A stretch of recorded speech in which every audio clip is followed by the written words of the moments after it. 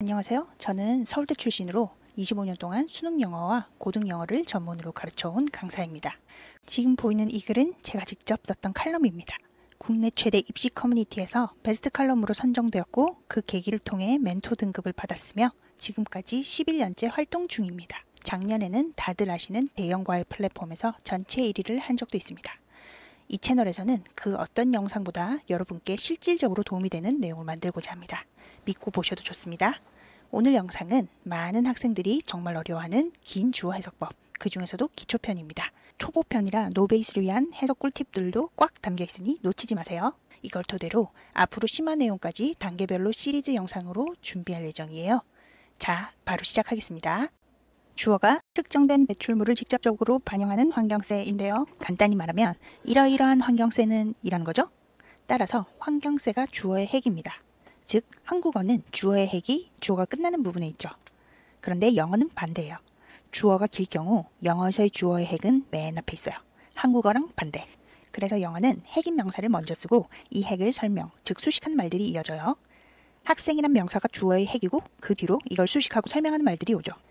학생, 어떤 학생, 책 읽는, 어디서, 도서관에서 이런 식이에요. 따라서 영어에서 주어가 길다면 맨 앞 명사가 나오면 바로 뒤엔 이걸 수식하는 말이 와요. 그러니 아무따 수식하시면 돼요. 즉 형용사이죠. 형용사를 쓸 수 있는 말에는 이런 것들이 있어요. 쉽게 말해 이것도 됐다 저것도 됐다 하는 것들을 다라고 생각하시면 돼요. 가령 ing가 명사 뒤에 왔다면 형용사로 바꿔서 해석해요. 뭐하는 이렇게요. 니은으로 끝나면 형용사니까요. run하는 마찬가지로 to 부정사도 명사 뒤라면 형용사로 바꿔서 해석해요. 뭐하는, 할만한 등등 니은으로 말끝을 바꾸면 됩니다. 명사 뒤에 대절이 와도 아무따 수식입니다. 대절이 주어인 assumption을 수식하시면 돼요. 가정, 뒤에 대절이니 아무따 수식, 뭐인, 대리아인. 그렇다면 이 대절이 끝나면 주어 대한 수식도 끝나는 거니까 주어가 대절이 끝날 때 같이 끝나겠죠? 한국어로는 이러이러한 주어라고 해버리면 주어가 끝나는 거니까요. 그럼 이 대절이 어디서 끝나느냐? 이것만 알면 주어가 어디까지인지 알 수 있겠네요.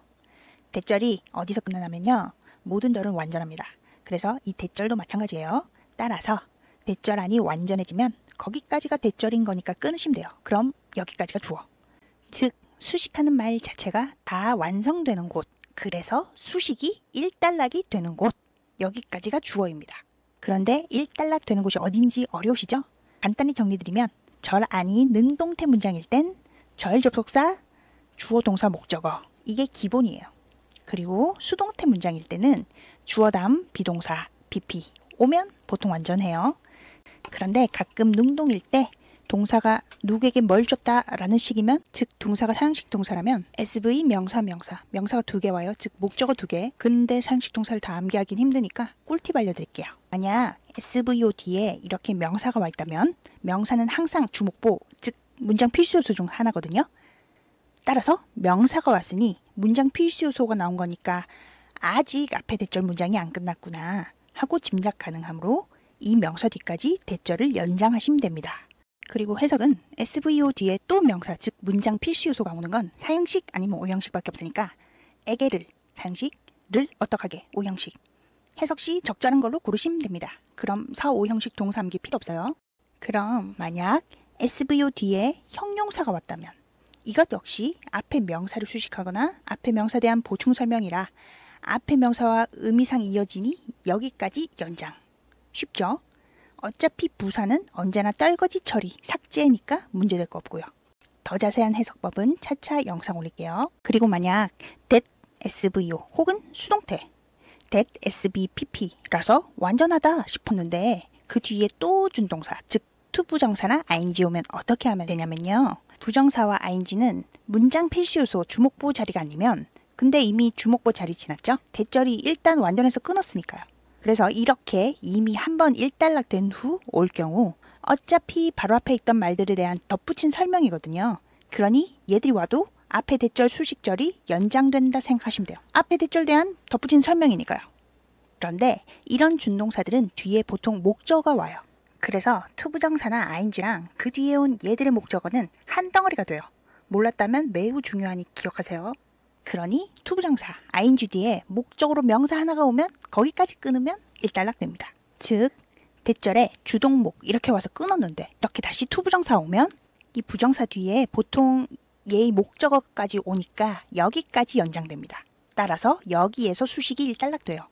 그 뒤에 부사가 와도 이건 어차피 떨거지라 삭제 처리합니다. 삭제 처리하니 문제될 거 없죠. 이런 식이에요.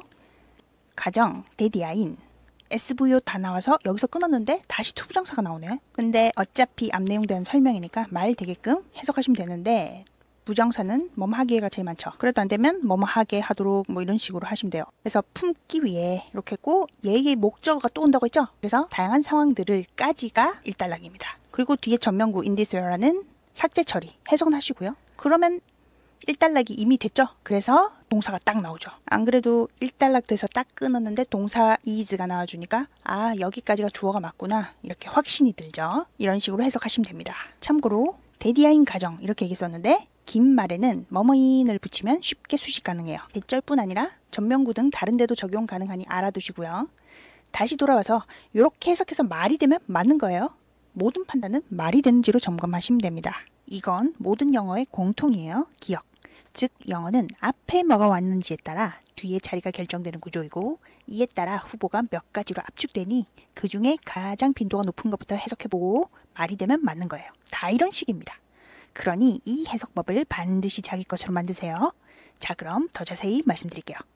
앞에 명사가 왔다면 뒤는 거의 형용사 자리인 거죠. 그래도 안 되면 부사. 명사 뒤에 투부정사 와도 ing 와도 대절 와도 where절 와도 형용사로 일단 해석합니다. 그래서 수식해보고 말이 되면 정답. 그런데 수식했더니 말이 안 되면 어떻게 하죠? 네, 형용사인 수식만 있는 게 아니거든요. 보충 설명, 즉 보어라고 하나 더 있어요. 해석은 어떻게입니다. 그들은 격려했다 우리를 기운 내에는 수식하니 말 안 되죠? 그러니 보어로 해석해요. 어떡하게 그들은 격려했다 우리를 어떡하게 기운 내게 해석시 적절하죠? 그럼 오케이. 이렇게 간단하게 해결. 그런데 이것도 말 안 되면 어떻게 하나요? 부사 들어보셨죠? 부사는 아무 때나 끼워둘 수 있어요. 즉 부사는 모든 자리에 거의 다 가능. 따라서 이 명사 뒤에도 가능. 그래서 이건 부사인 경우예요. 참고로 부정사가 부사로 쓰일 땐 주로 이런 뒷부분에 오고 뭐뭐 하기 위해, 뭐뭐 하기에, 뭐뭐 해서 이게 빈도순이니까 하기 위해로 먼저 해석해 볼게요. 그녀는 구입했다 그 출판물을 높이기 위해 인지 언어학에 대한 이해를. 말이 되죠? 그럼 부사 맞음. 끝. 정리. 명사 뒤면 주로 형용사라서 수식 또는 보어. 그래도 안 되면 부사. 다만 딱 봤을 때 바로 보어나 부사로 적절하다 싶으면 바로 그렇게 해석하시면 돼요. 결국 해석시 적절한 게 답이니까요. 그리고 형용사로 해석해도 말되고 부사로 해석해도 말되면 아무거나 하시면 돼요. 간단하지만 모든 영어의 철칙입니다. 모든 영어가 이런 식이에요. 앞에 뭐가 왔는지로 후보가 결정. 그 중에 해석시 적절한 게 답. 그러니 영어는 앞에서부터 영어 순대로 읽으세요. 이게 항상 적용되다 보니 영어 순에 익숙해질수록 보자마자 자리 보이고 해석시 뭐가 적절한지 바로 알거든요. 그래서 최하위권에서 빠르게 올라간 사례가 많았고요. 그러니 이 방법 자신있게 권장드려요. 너무 날림으로 문법을 알면 고등 내신 서술형이 안 되는 건 당연한 거지만 수능에서도 고득점 받기엔 해석이 미흡해지거든요. 그래서 저는 이 원리를 모든 문법 구문에 적용하도록 훈련시켜 왔습니다. 이렇게 하니 내신 성적도 함께 좋아졌다는 후기도 많았고요. 물론 모든 학생이 똑같이 변하진 않지만 방향만 제대로 잡아도 빠른 변화는 충분히 가능합니다. 수업만큼 자세히 보여드리긴 어렵지만 이 채널에서는 시간 대비 얻어갈 수 있는 팁 분명히 많을 거예요.